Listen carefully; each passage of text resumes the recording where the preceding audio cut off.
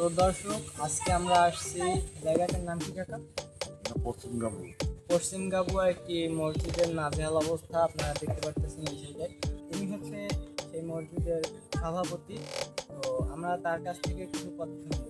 কাকা, আপনাদের এই মসজিদটি কি সরকারের আন্ডারে কোনো পায়, ভাতা পায়? না, আমরা কোনো সরকারের সাহায্য পাই না, পাওয়ার জন্য আবেদন করছি, আমরা পাইনি। জি জি, মানে আপনারা পাওয়ার আবেদন জন্য করছেন সরকারের আবেদন কাছে, করছি, কিন্তু সেই আবেদন আমরা approve হয়নি। আশাবাদী যে পাবো, হ্যাঁ, এই আশাবাদী আমরা আপনারা আশাবাদী যে পাবেন।